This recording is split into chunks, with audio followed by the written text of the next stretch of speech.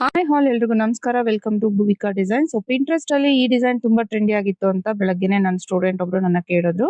So ಅವ್ರಿಗೋಸ್ಕರ ನಾನು ಇದನ್ನ ಅನಲೈಸ್ ಮಾಡಿ ಪ್ರಾಕ್ಟೀಸ್ ಮಾಡಿ ಹಾಗೆ ಒಂದ್ ಸ್ಯಾರಿಗೂ ಕೂಡ ಹಾಕ್ತಾ ಇದೀನಿ. ಮೊದ್ಲಿಗೆ 6 ಎಳೆ ದಾರ 10 ನಂಬರ್ ನೀಡಲ್ ನ ತಗೋಬೇಕು. ಇದನ್ನ ಬಟ್ಟೆಗೆ ಮೂರ್ ಚೈನ್ ಅಂತೆ ಒಟ್ಟು 6 ಸರಿ ಹಾಕೋಬೇಕು. ಓಕೆನಾ. ಸೊ ಬಟ್ಟೆಗೆ ಲಾಕ್ ಮಾಡಿ 3 ಚೈನ್ ಹಾಕಿ ಲಾಕ್ ಮಾಡ್ಬೇಕು. ಅದೇ ತರ ಒಟ್ಟು 6 ಟೈಮ್ಸ್ 3 ಚೈನ್ ಹಾಕಿ ಲಾಕ್ ಮಾಡ್ಕೊಂಡು ಮತ್ತೆ 3 ಚೈನ್ ಹಾಕಿ ಬಟ್ಟೆನ ಈ ತರ ಉಲ್ಟಾ ಮಾಡ್ಕೊಂಡು ಸೆಕೆಂಡ್ ಲಾಕ್ ಒಳಗಡೆ ಲಾಕ್ ಮಾಡಬೇಕು.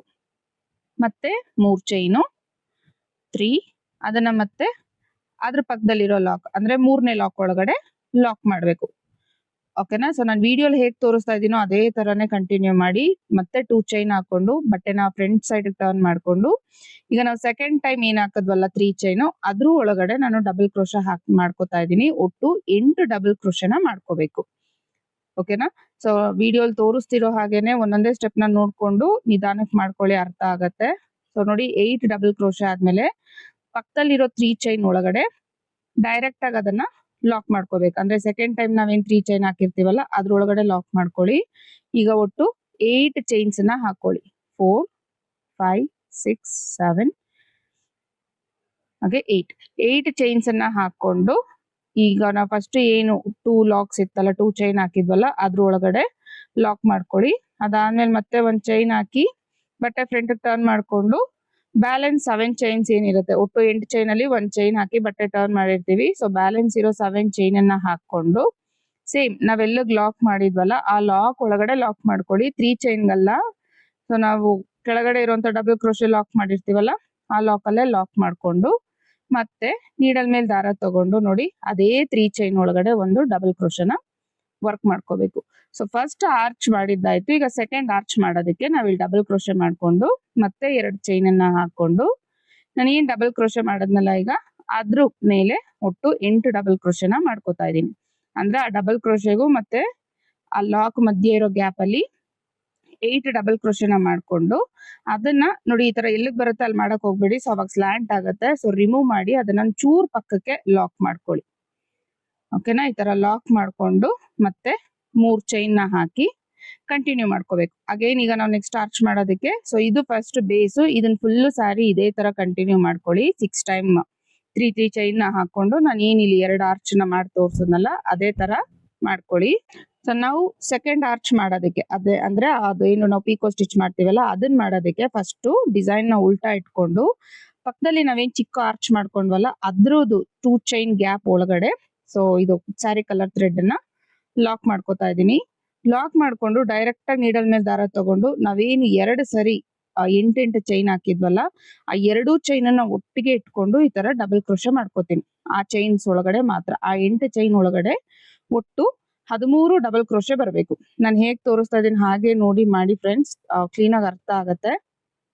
ಓಕೆನಾ. ನೋಡಿ ಈ ತರ ಒಟ್ಟಿಗೆ 13 ಡಬಲ್ ಕ್ರೋಶೆ ಬಂದ್ಮೇಲೆ ಮತ್ತೆ ನೀಡಲ್ ಮೇಲೆ ದಾರ ತಗೊಂಡು ಕೆಳಗಡೆ ಆರ್ಚ್ ಶುರು ಮಾಡಕ್ಕೂ ಮುಂಚೆ ನಾವೇನ್ 2 ಚೈನ್ ಹಾಕಿದ್ವಲ್ಲ ಆ ಗ್ಯಾಪ್ ಒಳಗಡೆ ಮತ್ತೆ ಒಂದ್ ಡಬಲ್ ಕ್ರೋಶೆ ಮಾಡ್ಕೊಂಡು ನೋಡಿ ಈ ಕಡೆಯಿಂದ ಈ ಲಾಕ್ ಅಲ್ಲಿ ಅಂದ್ರೆ ಆರ್ಚ್ ಶುರು ಆಗಿರೋದ್ರಿಂದ ಪಕ್ಕದ ಲಾಕ್ ಅಲ್ಲಿ ಲಾಕ್ ಮಾಡ್ಕೊಂಡು ಮತ್ತೆ 3 ಚೈನ್ ಅನ್ನ ಹಾಕಿ ಅದನ್ನ ಆ ಕಡೆಗೆ ಲಾಕ್ ಮಾಡ್ಕೊಳ್ಳಿ.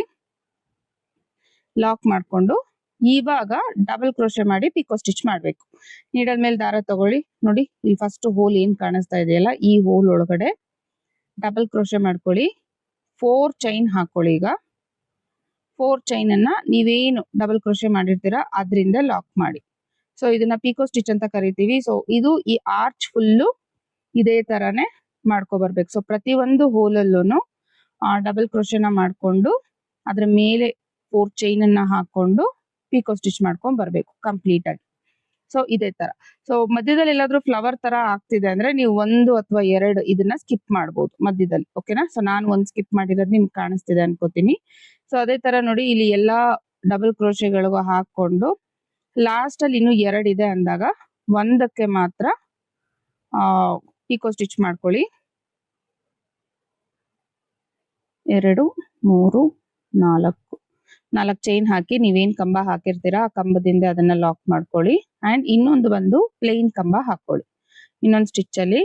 ಅಥವಾ ಅಂದ್ರೆ ಇನ್ನೊಂದು ಸ್ಟಿಚ್ ಅಂದ್ರೆ ನೋಡಿ ಈ ಗ್ಯಾಪ್ ಅಲ್ಲಿ ಓಕೆನಾ. ಚೈನ್ ಸ್ಟಿಚ್ಗೂ ನೆಕ್ಸ್ಟ್ ಆರ್ಚ್ಗೂ ಮಧ್ಯ ಗ್ಯಾಪ್ ಇರುತ್ತೆ, ಆ ಗ್ಯಾಪ್ ಅಲ್ಲಿ ಒಂದು ಪ್ಲೇನ್ ಕಂಬ ಹಾಕಿ ದಾರನ ಎಂಡ್ ಮಾಡ್ಕೊಳ್ಳಿ. ಸೊ ಇದು ನಾವೇನ್ ಸೆಕೆಂಡ್ ಕಲರ್ ಮಾಡ್ತೀವಲ್ಲ ಅದನ್ನ ಆ ಆರ್ಚ್ ಮೇಲೆ ಅವಾಗ ಜಾಯಿನ್ ಮಾಡ್ಕೊಂಡು ಆ ಸ್ಟಿಚಸ್ ಮುಗಿದ್ಮೇಲೆ ಎಂಡ್ ಮಾಡ್ಕೋಬೇಕಾಗತ್ತೆ. ಸ್ಯಾರಿ ಮೇಲೆ ಯಾವುದೇ ರೀತಿ ಕಂಟಿನ್ಯೂಟಿ ಬರಲ್ಲ. ಓಕೆನಾ. ಇದನ್ನ ಈ ತರ ಗಂಟ್ ಹಾಕೊಂಡ್ರೆ ನೀಟಾಗಿ ಹೊಸ ಡಿಸೈನ್ ರೆಡಿ ಆಗತ್ತೆ. ಇದನ್ನ ಹೇಗೆ ಬ್ಯಾಕ್ ಅಲ್ಲಿ ಕನ್ಸೀಲ್ ಮಾಡ್ಬೇಕು ಅಂದ್ರೆ ನೋಡಿ, ಈ ತರ ಟ್ರಿಮ್ ಮಾಡ್ಕೊಂಡು ಸ್ವಲ್ಪ ಫ್ಯಾಬ್ರಿಕ್ ಗ್ಲೂನ ಅಪ್ಲೈ ಮಾಡ್ಕೊಳ್ಳಿ. ನಾನು ಹೇಗೆ ತೋರಿಸ್ತಾ ಇದೀನೋ ಈ ತರ ಟಿಪ್ಗೆ ಸ್ವಲ್ಪ ಲೈಟ್ ಆಗಿ ಗ್ಲೂನ ಅಪ್ಲೈ ಮಾಡ್ಕೊಂಡು ಅದನ್ನ, ಸೊ ನಾವು ಆರೆಂಜ್ ಕಲರ್ ಮಾಡಿರೋದ್ರಿಂದ ನಾನು ಆರೆಂಜ್ ಕಲರ್ ಬ್ಯಾಕ್ ಸೈಡ್ ಅದನ್ನ ಪೇಸ್ಟ್ ಮಾಡ್ಕೋತೀನಿ. ಯಾಕಂದ್ರೆ ಅದನ್ನ ಹೋಗಿ ಗೋಲ್ಡ್ ಕಲರ್ ಮೇಲೆ ಪೇಸ್ಟ್ ಮಾಡಿದ್ರೆ ಮತ್ತೆ ಅಗೇನ್ ವಿಸಿಬಲ್ ಆಗಿರುತ್ತೆ ಅಂತ. ಓಕೆನಾ. ಬ್ಯಾಕ್ ಸೈಡ್ ಕೂಡ ಮಾಡಿದೀನಿ. ಒಂದ್ಸರಿ ಗಮ್ ಆರದ್ಮೇಲೆ ಆ ವೈಟಿಶ್ ಏನ್ ಕಾಣೋದಿಲ್ಲ. So the design ready.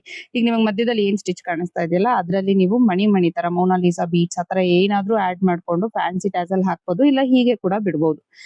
ಎಲ್ರಿಗೂ ಈ ಡಿಸೈನ್ ಅರ್ಥ ಆಗಿದೆ ಅಂತ ಅನ್ಕೋತೀನಿ. ಇಷ್ಟ ಆಗಿದ್ರೆ ಲೈಕ್ ಮಾಡಿ, ಶೇರ್ ಮಾಡಿ, ಫಾಲೋ ಮಾಡಿ.